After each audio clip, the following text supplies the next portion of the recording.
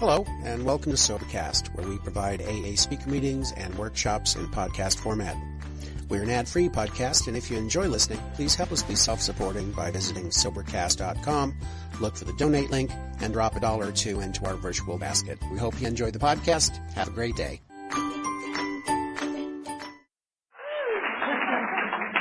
Hi, my name's George. I'm an alcoholic. Really glad to be here. I was telling Elaine and Harry that once I'm in this about 3 hours, I start feeling more comfortable. I meant to say 3 minutes. But I'm always really scared when I start, and I think part of that is because I want to do well. I want to be able to express to you how much this program has changed my life, how much it's given me a life. I desperately want you to like me. That has never changed. That's always been the way. And so I'm fearful, and then I start thinking, why did I say yes? Why am I here? And then I feel angry, and then everything is just hard. And but then I start hearing your stories, and then I come in and I hear the music, the laughter in the room, and all of a sudden I'm feeling all mushy, and Ellen tells me a story, and I'm crying, and Elaine and Harry have been so lovely, and I have already in 24 hours too many people to thank. That's crazy, isn't it? In 24 hours. And then the kids come in with the banner. Thank you. I may as well just, rock in a fetal position now because I'm and now. But that's kind of in a nutshell what the program's done for me. Thank you.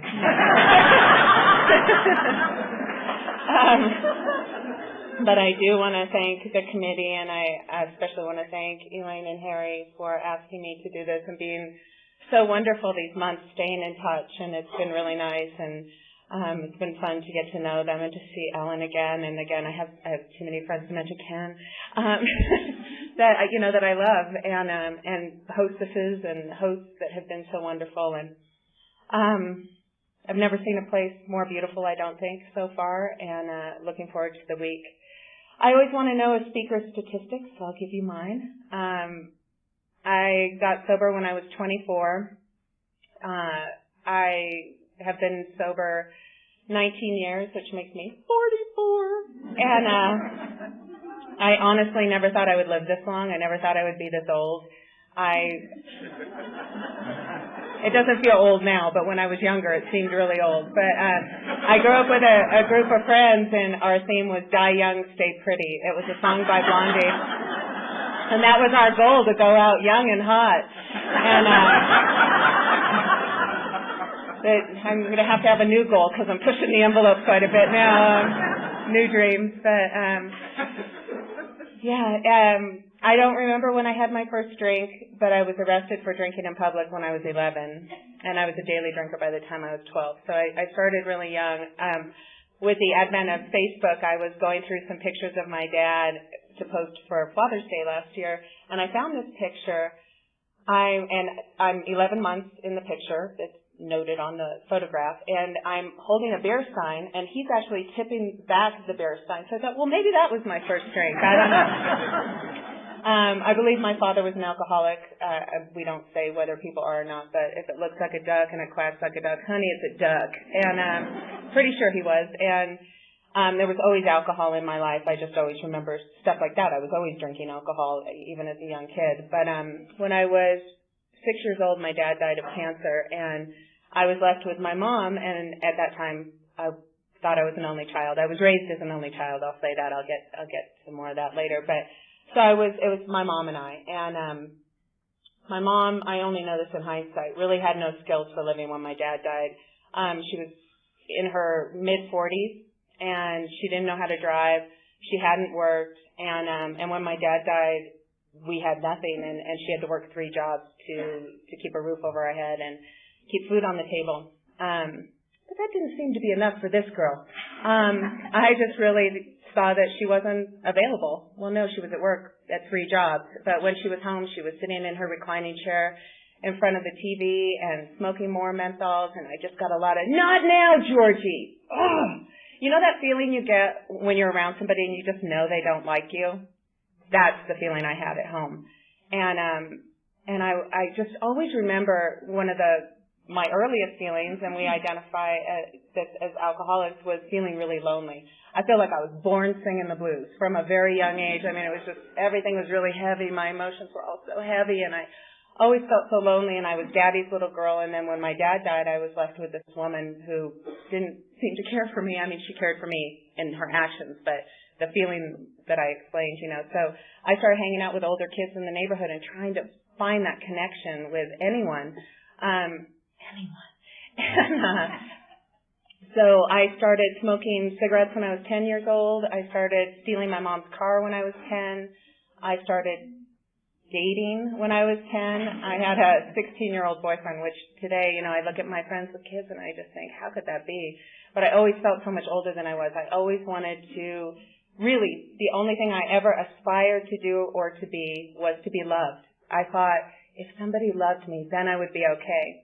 And, we talk about that God-sized hole in our gut that I just tried to fill with everything. And I've only learned in Alcoholics Anonymous that the only way to fill that is by giving. It's by being of service. Now, getting isn't a bad thing, but the only thing that fills that is giving. And that goes into my life today. I mean, that's how it is. If I'm feeling lonely, I have to pick up the phone. I have to take the action.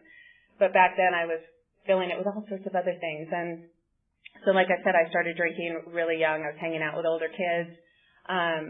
I was arrested for drinking in public when I was 11. And, today, sometimes I'll still fantasize about drinking and think that sounds good.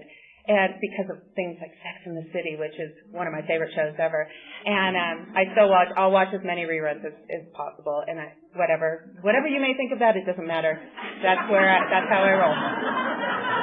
So I watch these girls in their fabulous dresses drinking these drinks I've never had. I've never had a Cosmopolitan or these flavored vodkas, and I think, oh, wouldn't that be lovely? Oh, yes, that would be lovely. And I would drink with my friends, and we'd be dressed in lovely clothes, and we'd be laughing. But the way that I drink is with a funnel and a hose. That never happened. And the feeling that I would think that could possibly happen now is crazy. And that's my alcoholism. If my drinking would be more like Animal House. Like that would have to be my fantasy. Or maybe in the later days, maybe leaving Las Vegas, something darker. But this never happened. When I was in elementary school, I was about the height I am now, which is 5'7", so I was maybe 5'4" or 5'5". Boys develop a lot slower, so they were all little miniature guys, and I was huge. And so the kids at school came up with a nickname for me, and it was BFU, and that stood for Big, Fat, and Ugly. And that's what the kids called me. I know, see? And I still, that old idea, it's really hard to shake. That's just it's so in me still. And in junior high, the kids came up with another nickname for me based on the size of my lips, which I will not repeat tonight, but people pay to have it done now, so whatever. I actually saw one of my best friend Adrian at that time. Her brother was the hottest boy in school. Oh, he was so gorgeous. And I would go to her house just in the hopes he might walk through the living room. And I was sitting next to her on the couch, and she was a petite, sweet little thing, and all the boys liked her. And then there's me, And I'm sitting next to her, and he walked in, and he looked at us, and he looked at me, and he goes, "Oh, my God, you're such an ogre." I know, see? Maybe I am a victim. But, so that's how I felt about myself. I heard these messages coming in, and when all I wanted was to be loved, and I was getting these messages, it was hurting me very much. And so what I decided I needed to do was to take my life. And so that was another thing I started at a very young age. At 12 years old, I found this medication that said, do not exceed 12 in 24 hours. So I took 13. And I waited. And nothing happened. And then when I was in junior high, I took a bunch of uppers and downers at the same time, and I thought this time would do it. And I went to sleep with a big sleep. And I woke up and I just itched from head to toe. So I learned that you can't really mix uppers and downers. That was what I learned from that experience. I did have one last suicide attempt in my early 20s, but I kind of put that on hold for a while and just continued to drink and try and find somebody who would love me, and that was men. You know, I always had older boyfriends. My sponsor Marilyn says I would attach tick-like to my boyfriends to try and suck their life force out to fill the emptiness within me. And, you know, at the beginning of a relationship, everything's better. You're like, oh, I've never noticed those flowers are so bright and beautiful, and isn't it a beautiful day? And, oh, listen to that song on the radio. Everything's just sweeter and better. And then you get into the routine, and you're like, well, if he loved me, he would. And you could fill in 1,000 things he would do if he loved me. And then I would start looking for the next excitement, the next thing to make me feel better. And so, there was a lot of overlapping. Another thing I liked was I liked my men pre-screened, meaning I liked your men because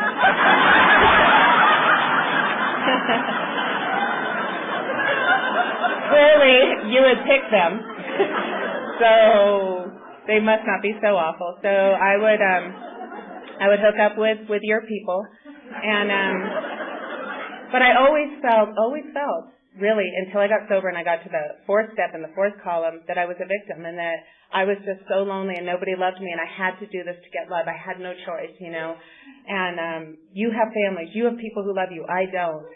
And this is the type of person I was. One of my best friends at the time, I think maybe we were 11 or 12, we were at a party and she pointed out this boy that she liked. A boy I'd never noticed in that way. And I thought, he was kind of cute. She was madly in love with him, or madly in crush with him. And so I went after him, pre-screened and all. I went in and we went outside and we started nicking. And she came out and saw us and she was devastated and started crying and we separated and I took her aside and I sat and I talked to her until she believed that she didn't see what she just saw. That's the kind of friend I was back then. I was like, no, you absolutely didn't see that. And because she loved me more than she crushed on him, she believed me. That's the kind of person I was. Yet when I came here, I thought I was a victim and I thought I'd only hurt myself. And by the time I was 13, I was pregnant. And I ended up terminating that pregnancy, which was really, I didn't want to. I don't know what I wanted to do at that age. But I didn't want to do that, and my boyfriend and my mom really wanted me to do that, and I did that, and I drank and used over that for a long time, and it wasn't until I got sober, and started working the steps and working with other people that I had any peace around that. It's like so many other things, they say we won't regret the past or we should shut the door on it, that, these liabilities become assets, and there's kind of a time, though, even in sobriety now, where I do feel regret about things until I can use that experience to either help someone else or to help change something I'm doing currently, So I came here with a lot of regret. And my relationship with my mom, I ran wild. I did whatever I wanted, whenever I wanted. I was never grounded. She got to a point where she just thought, I'm going to do what I'm going to do anyway, and she'd rather have me do it at home. So she would buy me booze. She would come back from the store with cases of beer and say, oh, sweetie, Meisterbrow was on sale today, so I got you a couple cases. And Meisterbrow's a horrible beer, but it's really cheap. And so she'd get me that, or she'd buy cakes for parties sometimes. She'd work all day, and then she'd be grumpy and smoking in front of the TV, and a friend would knock at the door, and she'd say, who's that scratching at the door? She was the scariest lady in the neighborhood. And my friend, is Georgia home? And she'd say, she's in the opium den, which is what she called my room. Because it's always filled with smoke and partying and stuff. But she felt like if I was doing it at home, I was going to do it anyway. So I may as well do it at home. And, there wasn't hugging going on in my house. There wasn't, mother-daughter deep talks. And I know now in hindsight that my mom didn't have those skills to give me. I kept feeling like she was withholding something from me that she possessed. But what it turned out was that she didn't possess this thing. And I was so angry with her for so long for not giving me something that she didn't even have. That's all through working the steps in AA. Lots of years in between. Lots of pain and anger. And but but I always felt really responsible for her and loyal to her. And so it was really mixed and painful because I loved her and hated her and blamed her and wanted to help her. And she had a mom. My mom and my grandma were my only family that I knew of. And I would have to be with these women, and they would just smoke and drink when they were together. And we'd have to go spend time with my grandma, and she would just tell me what a piece of crap I was and how I ruined my mom's life. And if my dad was alive, he'd be so disappointed in me. And then they'd go in the bar, and I'd have to sit in the car, and I'd sit in the car for hours while they were in the bar. And we'd go to dinner, and I hated these women. But through this program, I ended up loving both of those women, which is a miracle. But I always felt a responsibility to them, and so I tried to be as good of a daughter as I could, but I didn't know how to do that, and I didn't know how not to blame them. And so I would run wild and really with no regard to how she felt or what those nights were like when I didn't come home or when I came home so wasted I couldn't talk, or when I came home, bawling my eyes out because I was so wasted. I have no idea why I'm crying. And, Mommy! All of a sudden now she's Mommy. That kind of thing. And and the boyfriends in and out and all that, and it was just my teens were a mess. And this is when alcohol was still working, by the way. So anyway, I barely made it through school. I dropped out a couple of times just because I was partying every day. That's what I did. I went to school, hooked up with people. We'd go party, and I never really stayed in school. 6th grade, I was student body president. 7th grade, I was dropping out. 8th grade, I was pregnant. 9th grade, I dropped out again, and I just kept going to summer school or trying to get extra credits to get to the next grade. And my mom moved away when I was 17, and I was able to, my senior year, pull it together and be able to graduate, and I started working full-time the Monday after I graduated. I actually started working when I was 14, not to help in the household, but so I had money for my drugs and alcohol. And I do want to mention, my friend Doug always says, had I known that I'd be speaking at a meeting of Alcoholics Anonymous, I would have said no to that joint. But I didn't know, so I said yes. And I said yes to everything that was put in front of me. I was the type of person that you would give me something, and then I would take it, and then I would ask, what is it? Because I don't care. I just don't want to feel how I feel. And I believe that my alcoholism gets me wherever I'm weak. It can be food, sex, money, drugs. Yes. Yes, anything to fill that emptiness, and for me that showed up in many areas. And another way was when I was 13, I started starving myself, and then when I was 17, I started throwing up, and I didn't get any recovery from that until I addressed my alcoholism. Until the solution to all of my problems today, work problems, relationship problems, any kind of problem, health problems, my solution is I work on my spiritual condition and I work on my AA program. That is the solution. I've tried having different solutions for marriage problems. That didn't work. It's this. It's always the same. It's always the same solution. But so I didn't get any recovery from that until I addressed my alcoholism. And I believe still in sobriety that my alcoholism is always looking for a way out. And that's why I have to work a diligent program today so there's no breach in security, because it's always looking for a way out. Let's go spend all your money. Let's go buy some really cute things. Have 5 pieces of cake. Yeah, 5. Have 5. No. Because I know drinking's not an option. So what is? What can I do? How can I fix? And now that I've brought that up, just keep in mind as I'm telling you my story, I got sober very young. So most of not most, but a lot of my mistakes I've made in sobriety, and a lot of my adventures I've had in sobriety. So by the end of my, I ended up getting this really great job out of high school, and I worked for a nonprofit organization in Pasadena that had a little to do with the Rose Parade, and it was a really high-stress job, really great job, loved it, but then I started having an affair with my boss. Again, pre-screened, ready to go. He had 4 children, 2 who were younger than me, 2 that were older than me. At that time, I was still living in the house that I grew up in. We were really, really poor. We sometimes didn't have food. I wore the same clothes over and over again, but we always had a house. And I lived in that house until my mom moved away and a friend of the family moved in, and I had been dating his brother on and off for, I don't know, maybe 10 or 12 years at that time. And they found out that I was having this affair with my boss, and they kicked me out. And so I didn't have anywhere to go, and my mom was powerless over getting them out of the house and just kind of threw her hands up anyway. And so I was having it. This is more of the delusion of my life. I had no idea what I was doing in my life. I had no place to live, so this boyfriend, my boss, said, well, why don't you come and stay at my house? You know, we have an extra room. So I went and I moved in with his wife and his 4 children in this room that was about the size of a closet. And I remember, it's almost like a really bad flashback. I remember being in that room and hanging things on the wall. Like, why would I even be hanging things on the wall? First of all, because that just bugs me anyway, to have nail marks. But that's not important right now. But I mean, to stay just for a short period of time, why was that? And I had stuffed animals all over my bed, and I remember him saying, you know, his family was going off for Easter to church. And then we were going off that weekend for a business trip. You know, and like, how is that not messed up, you know? But I couldn't even see it. I was just, you know, I'd been kicked out of my house. You know, poor me. It's so bizarre. But he ended up leaving his wife, and we ended up moving in, and we were together for 3 years. But my drinking was too much for him, and he was one of the first people. There was a school counselor who once addressed my alcoholism, and he had brothers who had been in the program, and he said, basically, he thought I was an alcoholic.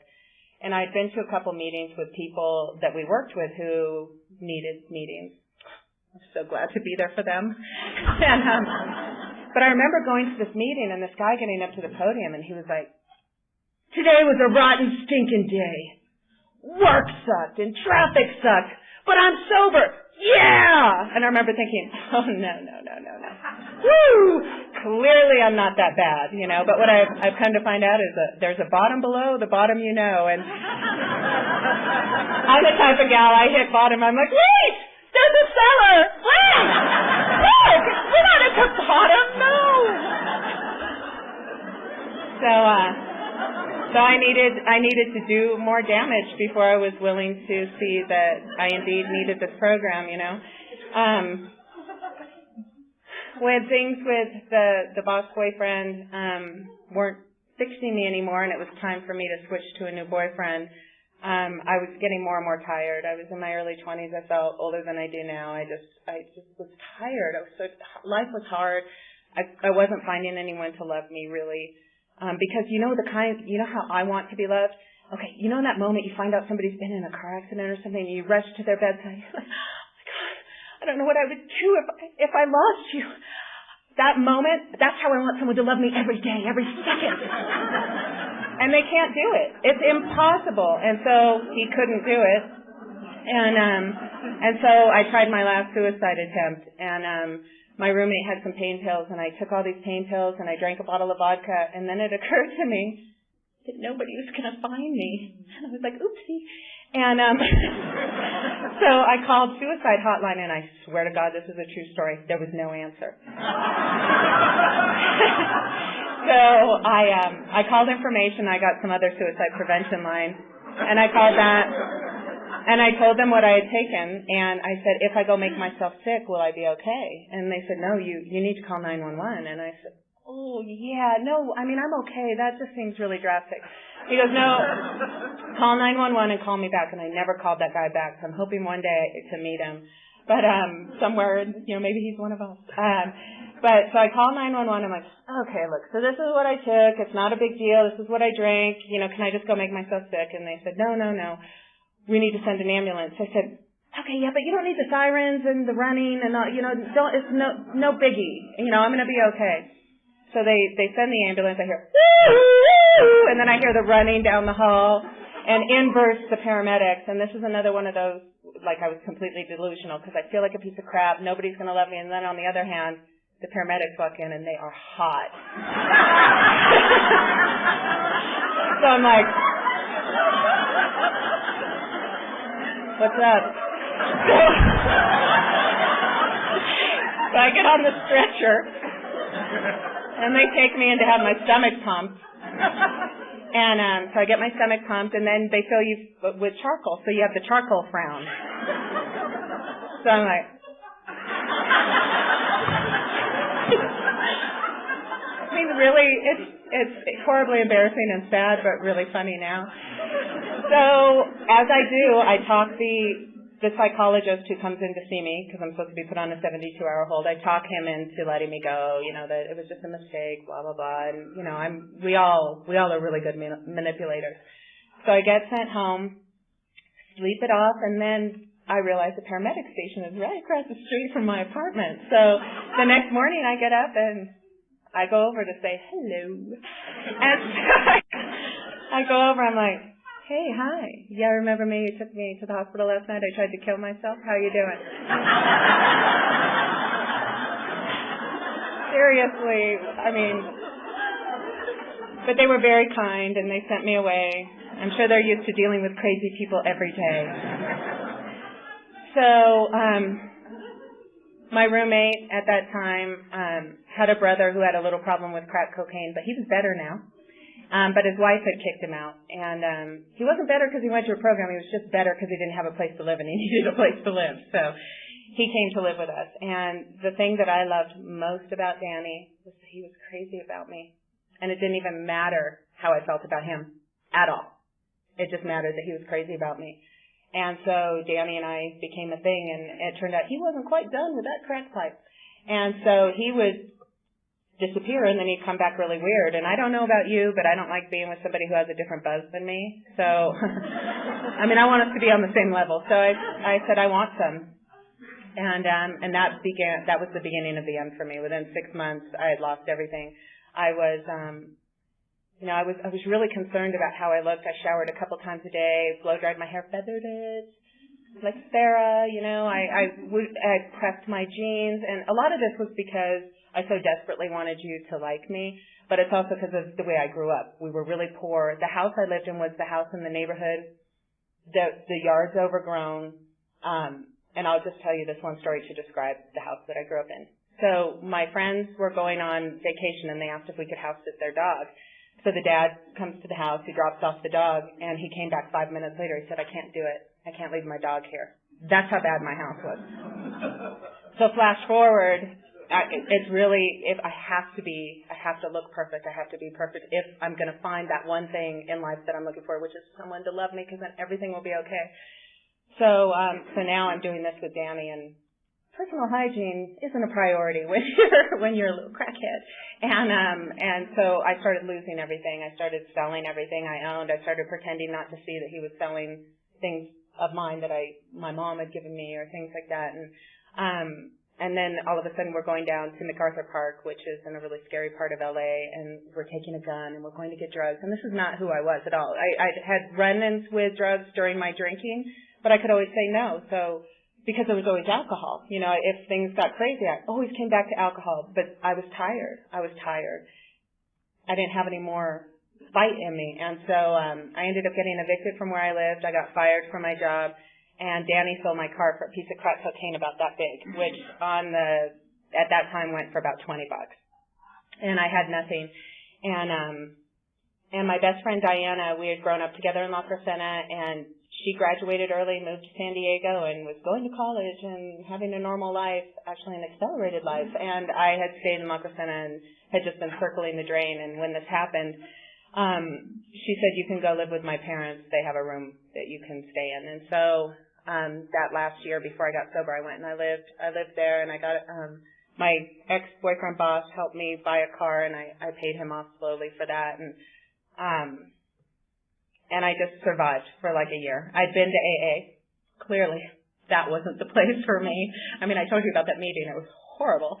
And so I just tried to white knuckle it for about a year, and it was really, really bad. There were so many times I could have qualified for this program, but it wasn't until I'd run out of all the answers. I'd been to all the therapists, well-meaning, but I never told them the truth. I tried all these things. I'd done all the self-help books. I'd been to the program. And all of that, and it wasn't until I was really done, and I'm not sure how this all happened, but Diana had been watching me and just getting worse and worse, and she worked with a guy who was sober, and one day that guy, who I didn't know, called me and said, my name's Jeff, I work with Diana, and he told me that you have a problem with alcohol. And I said, I do. And he said, I want to give you the number of a woman to call in AA, and I said, okay, and I wrote down her name and number. It was Pat Y. Pat Yo, and I tell you her last name because I was imagining that I was going to go to this nice Oriental couple's house and go to a meeting. If you know Pat, she's not Oriental. So just a bit like, you wanted me to have red hair. I was just sure. Anyway, so I wrote down Pat's name and number, and for whatever reason, I was done. I called Pat, and she said, come to my house. My husband and I are going to a meeting. You can come with us. And I went to their house. And to this day, it blows me away that a stranger called me, gave me the number of another stranger who took me to a room full of strangers, and I've been sober ever since. I mean, I get goosebumps every time I think about that, like how many things had to line up for that to happen. You know, I had to be completely surrendered, completely out of ideas, completely willing to do anything, and that's exactly where I was, and I don't know how many times that would ever happen again. So I do not take my sobriety lightly. I do not take it for granted. So I went to this meeting, and they took me to the big Wednesday night Pacific group meeting, and it was a little bit different than the other meetings I'd been to. It was more like this, you know, like our meeting is about this big, you know, and there's the lights on in everyone's eyes, and they're laughing, and I'm thinking sober and happy at the same time. I don't get it. And but I felt a little bit of hope that night, you know, and they said the Lord's Prayer, and I wasn't brought up with any religion. I didn't know the Lord's Prayer, and I felt ashamed about that, but I felt that there was something greater here, and Pat said, I'll be your sponsor until you find one. And so I started looking for one. I didn't even know I could keep her. So she was my sponsor for my first 30 days, and she was really basic. She just wanted me to get to meetings, you know, and what about commitments? What about just get to meetings for the first week? Just get to a meeting. You know, I started doing that, and I was really given this program so perfect for me. You know, I think that's we're always given the right people at the right time. And I don't know about you, but I got sober, and I'm thinking, well, now that I'm sober, I'm going to go on a diet, I'm going to get in shape, I'm going to go to the gym, I'm going to get a great job, I should get an education. And it's time for a relationship. And my sponsor said, no. Okay, first of all, I kept hearing about this thing, your first year foundation, that the rest of your sobriety is going to rely on this first year foundation. You've really got to make sure that that's good. And so anything you want to put into a relationship, put that into AA. Anything you want to put into going into school, put that into getting your steps done. Get a little job to go to in between meetings. For God's sake, don't quit smoking, and no relationship. I don't even know how to function that way, so this is all new. But at first I thought, well, I'll try this for 30 days, 60 days, 90 days, and then finally I said, I'll do this 1 year thing. And then when it doesn't work, you know, I can go back to my glamorous life. And but so far I haven't been able to say that. And so I started doing these things, you know, going to meetings. I started getting commitments. And I was about 2 weeks sober, and a family friend came forward and told me a bunch of secrets that my mom and grandma had been keeping from me. And I wrote them all down, and the old me would have gone straight to my mom and been like, look what I found, you liar, you know, ugly. But instead I went to Pat. And Pat said, it's really good you have those all written down. You're going to want to keep those for later. But for right now,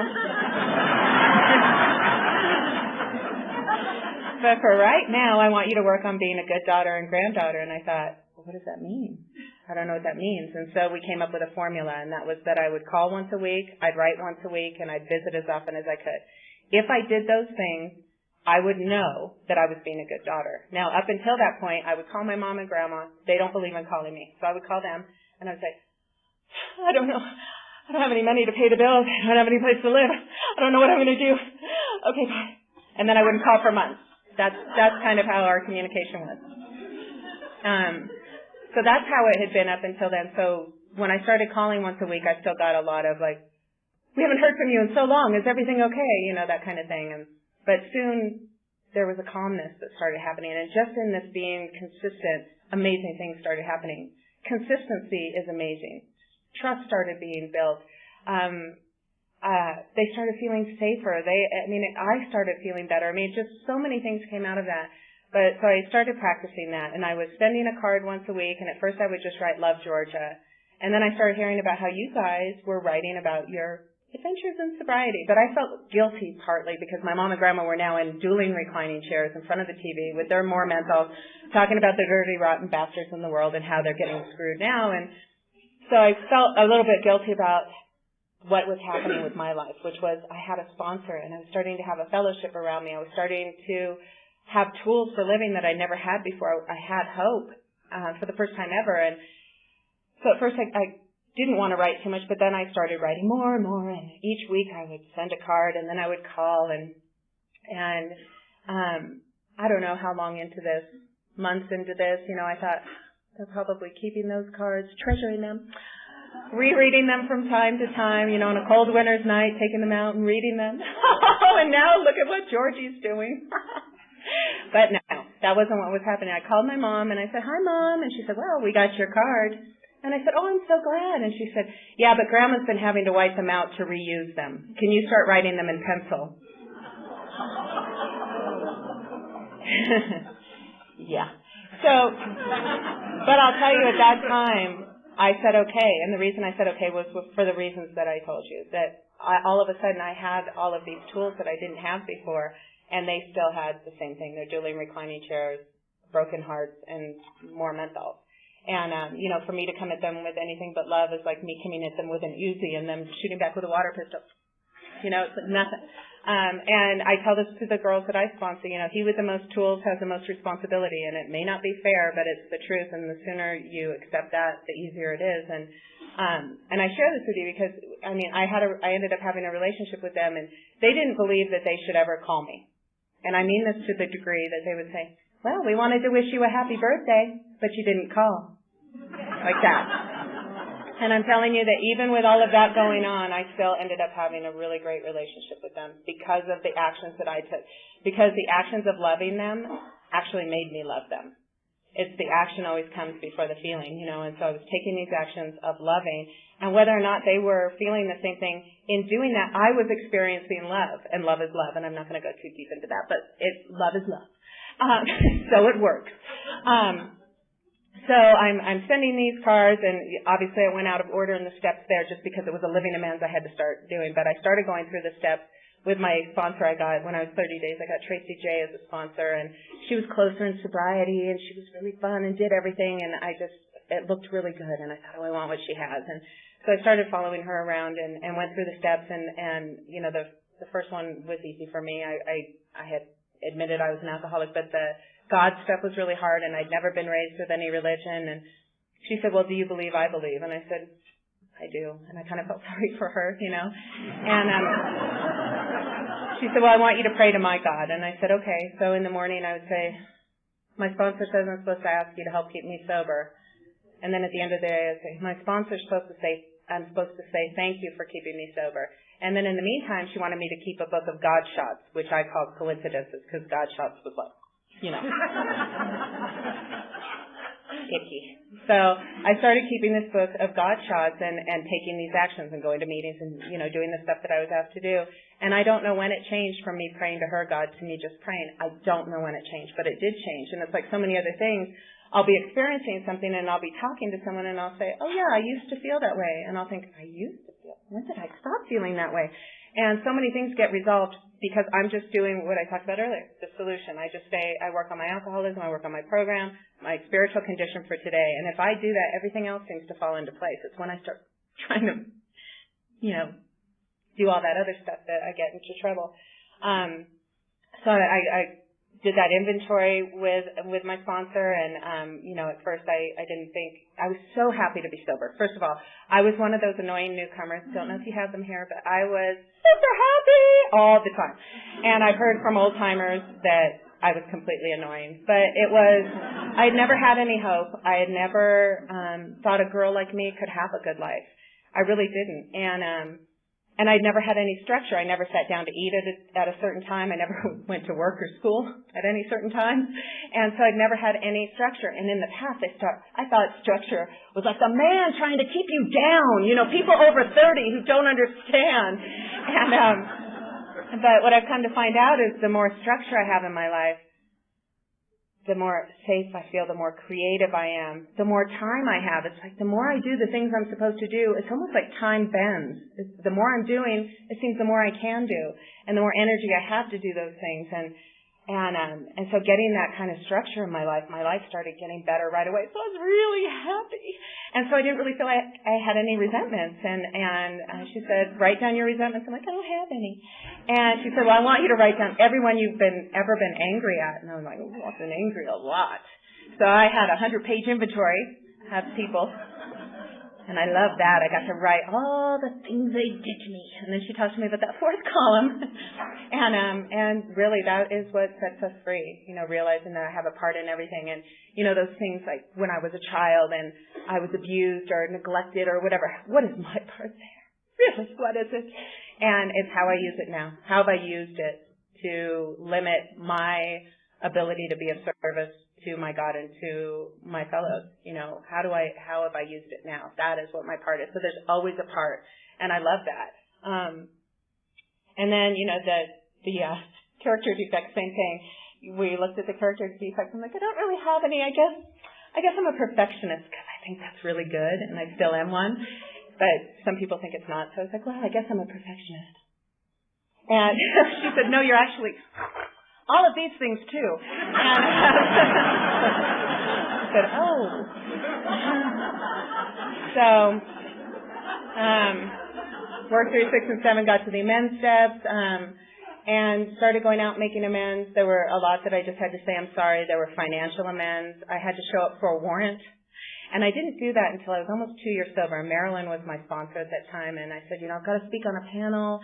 And I was going to go in that day. She goes, no, wait to speak on the panel. Go in the next, she said, wait to go after the panel and take a toothbrush.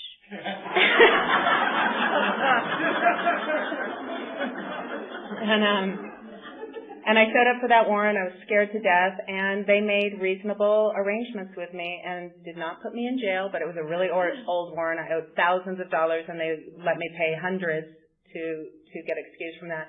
And there were embarrassing, amends to make, all sorts, but really it comes back to that living amends was really the hardest, I think, of my sobriety. And I think I was a little over a year sober, and I got a package in the mail from my mom with a card that said, my sweet girl, you bring joy to my life. Thank you for giving me a Mother's Day.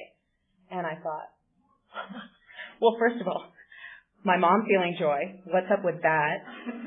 Number 2, me having any part of that. And I knew that there was something really, really big happening here.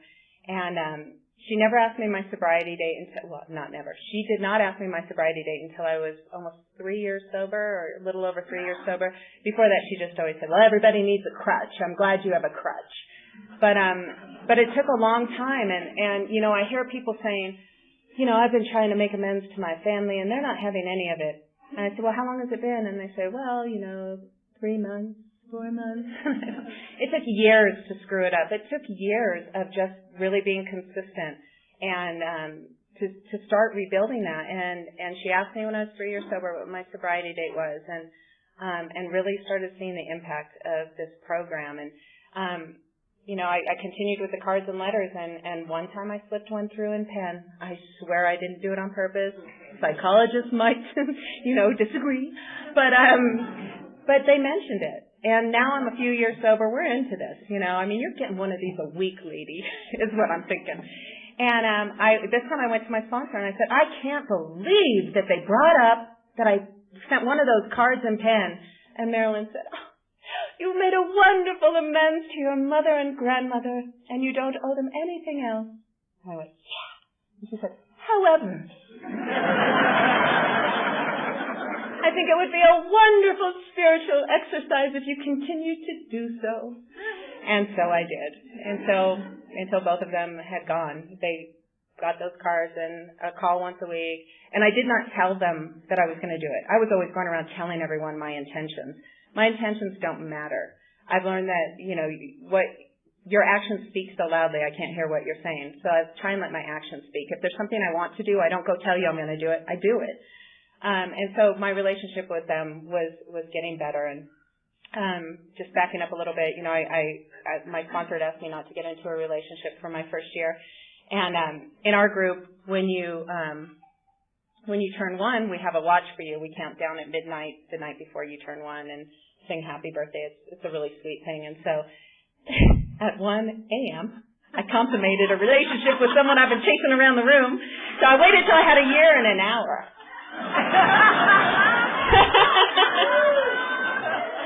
You've got to be really, really specific with me. When I was a year and 10 days, we got engaged. We wanted to wait. I joke, but really we did. It's true. And we got married in about 6 months, and really, Mark is somebody that is still in my home group. We're still good friends, but we did not stay married. We were married 5 years, and really, most of those years were some of the best in my sobriety, but I just don't think we were meant to be married. But both of us were really connected in our group. We were really connected with our sponsors, and we walked through it, and we kept going to the same meetings, as excruciating as it was. We worked with our sponsors, and today I see him, and I'm genuinely happy to see him, and we laugh, and that doesn't happen. I don't do relationships well, but so when we got divorced, I was 6 years sober. And up until that point, I'd been working a really diligent program because I was so afraid I'd have to go back to living the way I was living. And when I say a diligent program, I mean kind of robotic. I had a friend say, "You're the epitome of everything I hate in the Pacific Group."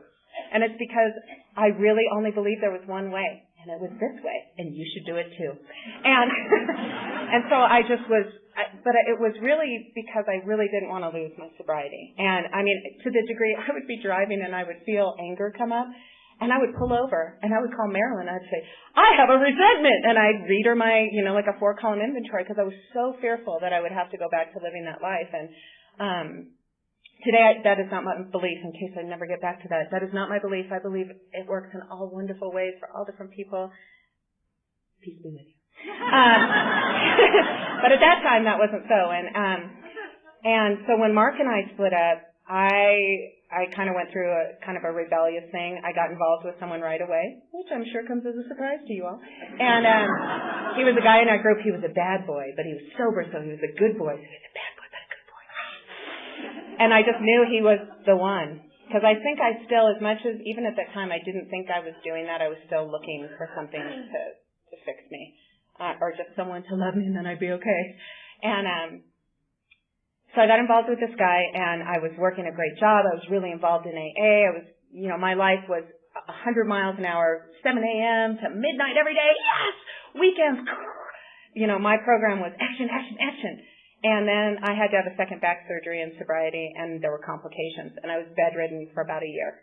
And so everything came to a screeching halt, and I had to learn a whole new way to work a program. And some of the most seemingly darkest times of my sobriety have been some of the most joyous. And I've made those connections that I talked about wanting so desperately, those connections are available at those times.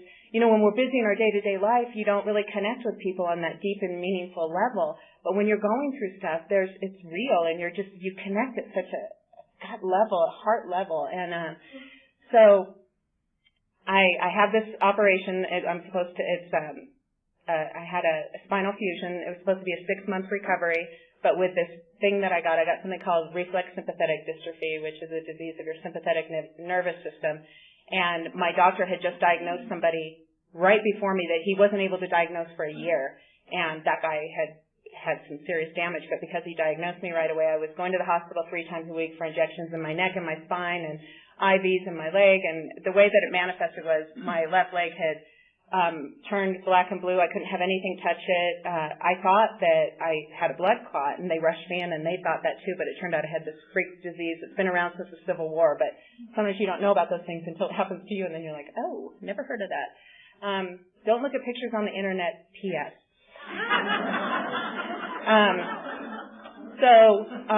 I started going through all this treatment. I couldn't keep my job because I couldn't work. I couldn't drive. I had to sell my car.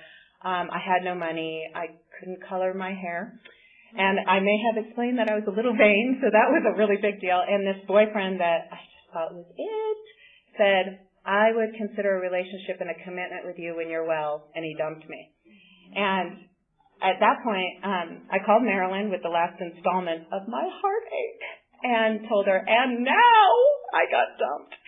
And at the time, Marilyn was learning to play guitar. So oftentimes when I'd call her, I'd hear blink, blink, blink in the background. And so I would call her and she would say, that sounds like a third step issue. Blink, blink, blink, blink. But this time, I called her and she said, oh, this sounds like a wonderful country western song. And so she started playing a country chord progression and she sang my blues. And I laughed so hard I thought, I mean, how could I be laughing? But that's it. It's finding the humor in everything. And some of my most difficult and sad moments have been some of my sponsors' greatest. But it helps me to see that, you know, to always find humor in things, and it's never that bad. She never, when I call it, it's never that bad, you know, she never says, oh, now this is bad, you know, it's never, and I love that. And so during this time, I was taken care of by my group. My mom and grandma were not able to come and see me, or they just weren't able to. It doesn't even matter why, they just weren't able to. And so it was my home group that took care of me and took me to the hospital 3 times a week. Brought meetings to my house, you know, spent that time with me, and I had babysitters every night, and people who I thought, oh no, I don't want her to come over, you know, I don't know her, or whatever, and they would come over, and I'd get to know these people that I would have never known, and it was such a beautiful time. I just never would have I wouldn't have wished for it, but what came out of it was wonderful. And at that time, there was a guy in our group named Mike Finch, and he had Lou Gehrig's disease, and I don't know, like for me, I can pray for a character defect to be removed, but what usually happens is an assignment appears. It doesn't just magically get removed. And so I was full of self-pity, and I was just feeling so useless. And in walked, or rolled, this miraculous man who had Lou Gehrig's disease, and his disease was fatal. Mine was really painful, and but I did not have a fatal disease. He did. And he was full of life and love, and he sponsored all these guys, and he would load them up in his van, and he was living in Las Vegas at the beginning, and they drive to Wednesday night to our big Pacific Group meeting because they loved the meeting, and drive back every Wednesday. And then he moved to San Diego, and I knew him all that time. I knew him from when he was standing at a podium talking to when he was in a wheelchair and paralyzed from the neck down, and he was 34 years old. And I watched him, and we became friends, and his wife had also dumped him when he was sick, and, you know, I said I was dumped as well. And we became friends, and then we became more than friends. And we took care of each other, really, during that time. He used to always say that he felt like that I was an angel put into his life, but I really feel like it was the other way around, because of the love he had for this program, and the faith he had, and the joy he had. I really learned a lot from that, and from all the people who were taking care of him. And I ended up moving to San Diego, and I was with him the last 6 months of his life. And during that time, I was photographing everything. He let me photograph everything. So I did these 3 photo journals, and I have pictures of everyone coming to say goodbye, which may sound morbid to you today, but we have these albums that are amazing. And he had to get a stomach tube, and we have pictures of him going in and them being replaced. And I used to call him the Make-A-Wish boy. He went on all these trips, and he threw out a ball at a game, and he went on the set of NYPD Blue, and I'm like, what's next, Make-A-Wish boy? But we just laughed about this, but usually don't show this at a mixed meeting, but I'm going to. I don't know why. But part of what I experienced in that relationship with him was I fell in love with him, but I also started to have this kind of love for myself, because I didn't know that I had what it took to do that, to be with somebody that I knew was going to die. I wouldn't have chosen that. And the day in and the day out of all of the things that you have to do to take care of somebody who can't even move a finger, or, I mean, he couldn't even sniff. He didn't have that muscle power. I mean, so imagine just that. But also, you know, many people wondered if things still worked, and they do. And so I'm sharing this just because I'd never been in a relationship where I was the one who made all of I'm used to having somebody take care of me so much, you know, and try and make me better. And it was the most unconditional and amazing experience I've ever had. I don't even know how to explain it. I shouldn't have brought it up. Clearly, I can't articulate how I'm feeling. But I just never thought that I could do that. And, as his disease was progressing, he had to get a feeding tube. And my dad, when he was dying, had cancer. He had stomach cancer, and they had left a hole in his stomach, and my mom used to put medicine in it through a tube. And I was such a daddy's little girl, and I wanted to help so badly. And I said, can I hold the tube? And I was holding the tube, but I got freaked out, and I let go, and it sprayed everywhere all over the bathroom. And it was one of those memories that I would just be walking down the street, be in my head, and there was nothing I could do about it. Now, is AA going to fix this? AA's, you come to AA and you stop drinking, is what I thought. But what I've come to find out is so many other things have an opportunity to be resolved. And in this case, flash forward, I'm with Mike, he has to get a feeding tube, and he says, I want Georgia to feed me. And I'm like, no! And so I say, well, if it sprays all over, you have to tell me that'll be okay. And he said, no, that would be really bad. And then I told him what had happened with my dad, and he said, it's going to be okay. Let's just try it, And so we walked through that, and I ended up being the number one feeder and medication giver and all that. And again, it was not only learning to love him, but learning to see that there was something redeemable in me. And I was able to be there when he died. I was holding one of his hands, and his dad was holding another. I can't imagine a better scenario than that. And like I said, I wouldn't have chosen to love somebody that I knew was going to die, but it felt like there was no choice. And I have friends, and his dad has been in my life ever since. That was in 1999. And, he still lives on, and that's how I met Ken. Ken was coming to the meetings and visiting with Mike and Mike's dad, and when Mike actually went into hospice, the room that he died in was the room that Ken's son died in. And he was able to be there for Mike's dad. And here we are together this week, and it's such a beautiful thing. Well, if you think that's funny. So, about a month before Mike died, my grandma had died, and I was able to be there, not physically, but actually I did. I made one trip up there with one of Mike's caregivers, drove me up to see my mom, but I was able to be there with her like I wasn't when my dad died, and stay in touch with her and look after her a bit. And then Mike died, and then my mom said, I really need to see you. Can you come up and see me?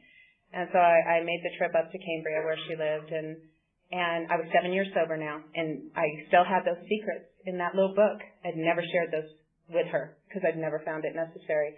And she sat down with me and she told me every secret that was in that book, and so many more. There's no way I could have handled any of this earlier. There's just no way. The ones that I had written in the book were that my mom and dad had never been married. My dad had cheated on my mom, that my dad had left me money that my mom had spent, and I thought, she spent all that money. Yeah, look at her wild, crazy life, working 3 jobs, sitting in front of the TV when she's home. Crazy. But what she told me was much more than that, and that was that my family had been involved in racketeering, and my mom had been physically and sexually abused from a very young age. My grandma was put out of the house when she was 8. They kept one kid and sent my grandma out to live with another family where she was cleaned their house and was raped by the boys in the house. And it was just, I'm sorry, I won't go through that. But anyway, so my mom, in turn, when she turned 15, was turned out, and both my mom and grandma were prostitutes. And my mom had 2 children that she put up for adoption, and she lived on the streets of Hollywood. And my grandma had kicked her out during one of those pregnancies because she thought that her husband had got my mom pregnant and blamed my mom. And it's just like all of this stuff goes on and on and on. And my dad had a kid with one of the neighbors, and it just went on and on and on. It was as if she did an inventory with me. And she had kept all these secrets to herself for about 30 years. Even my grandma and her never discussed this, because these are things you do not discuss. But because I'd been consistent all these years, there was this trust between us, and it felt like she just sat down and did her fifth step with me. And had I heard that earlier in sobriety, it would have been about me. It would have been about, what does that make me? How could you have lied to me? What about when I was pregnant? Why didn't you tell me? Me. But in this case, I listened to her and I said, I am so sorry that all of that happened to you. And I don't think anyone had ever said that to her. And I just got to listen, and it was almost at once, I was so grateful that I'd been sending those cards and making the calls and treating my mom like she was this great mom, because it turned out she really was. Because what she gave me was far greater than she ever had. I just wanted more, because I am a more monger. And I started having this mad, crazy love for my mom, like, I fell in love with her, and I thought, what an amazing woman. And because I'd learned to take my stuff to my sponsor and to my girlfriends in AA, I got to know my mom. And she was funny, and she was smart, and she was heartbroken and damaged, and she was a hoarder, like sideways walking through her house. And I'm a complete clean freak. And so that was really difficult for me. And Marilyn helped me to walk through that with her and to love her exactly where she is, and I got to love her. And she knew every answer on Jeopardy, yet she didn't have an education, but she was so smart, and she was really funny. Dirtiest jokes, first call mom. And, and it still was the same. I still called, and I still sent the cards, and our relationship definitely changed. And then I moved back to LA. And I wasn't willing to do all the stuff I was willing to do when I was new. My health was getting better, but I suffered for a long time because I wasn't willing to do the stuff that I was willing to do when I was new, which is the stuff I have to do all the time, which is work on my spiritual condition, use all the tools I'm given here, talk to a sponsor people, work on my steps, pray, go to meetings, all of those things. And so you would think that this experience would have elevated me spiritually, but instead I just got into a horrible depression and sobriety, and it was during this time that I thought, yes, it's time for a second marriage. And so that's the one that you know about, Ken. Actually, Mike's dad flew to Maryland and walked me down the aisle when I married Jerome, which was unbelievably meaningful, then we split up. I thought, oh, God, can't split up. Mike's dad walked me down the aisle. But, we should have never been married again. And I was still looking on the outside, even though I wouldn't have admitted that at the time. I see it now. Hindsight is 20/20. And I went through a horrible depression and sobriety, and I got to the point where I wanted to take my life again. But something inside of me said, before you do that, why don't you try going to a whole bunch of meetings and go through the steps again? And if you do that and you still feel like crap, then you can do it. And so far, the program always works. So it worked. And going through that process, my husband at the time also went through a similar process, and we were able to split. And today we're really good friends. I mean, we talk on the phone. For a while, he would come over on Friday nights to visit our cat. I mean, what is this that we can do this so well? But it's because I learned how to do all of this here. I learned how to live here. I learned how to do everything here. I learned how to make doctor's appointments here. I learned how to love here. I learned how to clean my house. I learned everything I know about life I've learned here. And my mom got sick. Jerome and I got married, and my mom had lung cancer, and they had taken out a portion of her lung, and she was doing better for about a year. And the cancer had come back, and it was in her bones. And so right after we got married, I ended up going up and taking her to radiation and chemotherapy during the week, and then I'd come home on the weekend to get to know my new husband, and then I was secretary of a Monday night meeting. I'd go back, and finally ended up just moving up there and spending the last few months of her life with her. And I'd had this training with Mike, so I could bring that into this experience with my mom, which is amazing how that all happens. And I got to spend those last days with her, and the best story about my mom is she was 75 years old. The cancer had gone from her bones. Now it was in her brain, and we're at the hospital for yet another test. And she looks at the x-ray technician and she says, "This won't affect my ability to bear children, will it?" And I just thought, I would have missed it all. She was, I just never thought I could survive losing her. She is if I'd listened to the therapist who said, you need to set boundaries and confront and not be the secret keeper of the event, and all those really aggressive things, if I'd followed that, I would have missed it all. But instead, I followed what I learned here, which was love and tolerance, and that all that matters is my side of the street. What they're doing on their side of the street, none of my business. My side of the street is what matters, and the dirtier their side, the cleaner mine needs to be. And my life today is really good. next to getting sober, probably the best thing that happened to me is I started working at the Midnight Mission on Skid Row in Los Angeles. I'd been a volunteer there throughout my sobriety on holidays, and then I was out of work a couple of years ago.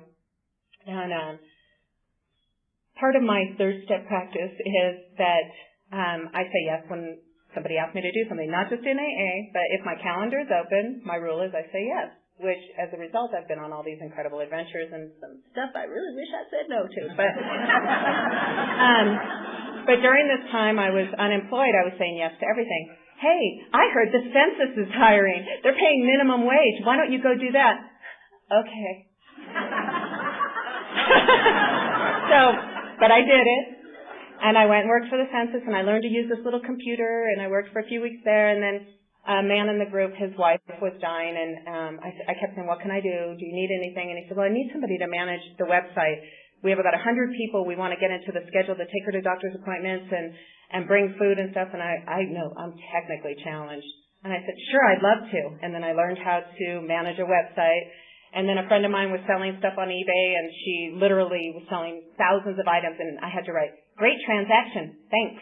Great transaction, thanks. I did that for like 8 hours a day, and she paid me.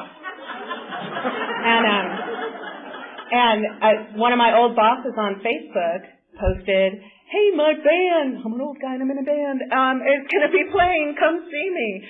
And I looked at my calendar and I'm like, so I went to go see the band, and I'm telling you all of this because I'm volunteering at the Midnight Mission because I've learned when I'm busy, it's easier to find a job when you're working. So they offer me a position there, and I go there thinking it's going to be, some secretarial position. I'll start at the bottom. I'm looking at the typewriter thinking that's probably where I'll be typing memos, and the copier, that's where I'll be making copies. The phone, that's where I'll be answering all the men's phones. And I'm thinking all this thing, and like a madman, I watch a lot of TV. But so I go in, and they ask me, do you have any experience with websites? And I said, oh. As a matter of fact, I do. And they say, well, we do. Sometimes we get donations that we sell on eBay. Do you have any experience with eBay? And I said, yeah, I do. And then they said, how are you at learning new technology? And I said, well, I just had to learn how to use these little computers for the census. I mean, I'm not even kidding. It was crazy. And then they offered me a position that was actually a really juicy position in public affairs. It wasn't an assistant position, but I was willing to take whatever it was. And they said, they offered me the job, but they said, we need to speak to somebody that you directly reported to. And I hadn't worked in a few years. I'd been sick, and some stuff had happened, and there was nobody I was still in touch with except Jay, whose band I just went to see because he sent me an invite on Facebook.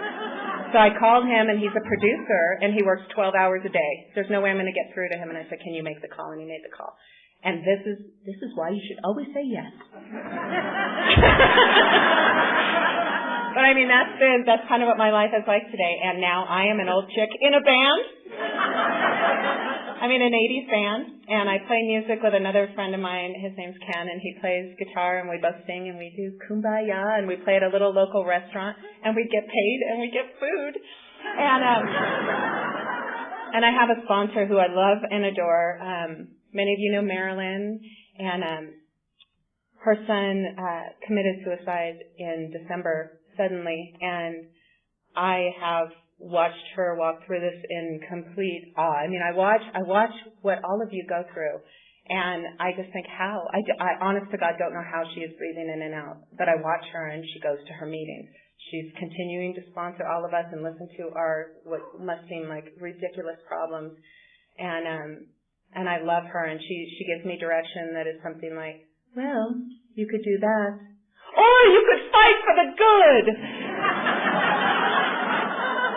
And she makes me laugh, and I actually have somebody in my life today. I've been in a relationship for a couple of years, and it's very good. I mean, it's moving really slow. I've had the U-Haul since the second date, but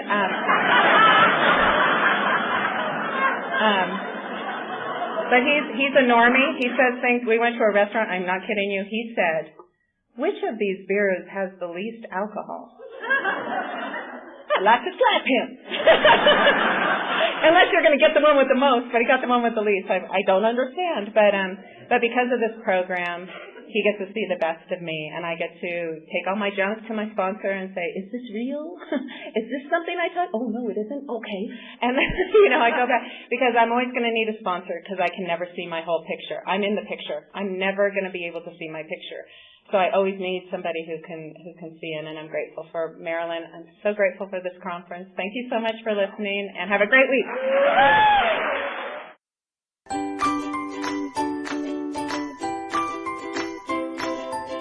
Thanks for listening. I hope you enjoyed the podcast. Sobercast is ad-free, and we'd like your help in order to keep it that way.